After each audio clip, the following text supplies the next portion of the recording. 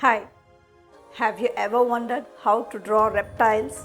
How to get the unique skin patterns and textures and how to camouflage them in their background? You have answers for all your questions here. I am Priya, artist and an art educator. In this course, you will learn how to draw reptiles from basics using my shape and observation method. And you will learn to draw and color a themed background to house our reptiles. You will learn 2 coloring methods using oil pastels. And wait, you will learn how to get the unique skin patterns on the reptiles and amphibians. By the end of the course, you would have created your reptile and amphibian landscape art. Definitely, you'll find this fun and meditative.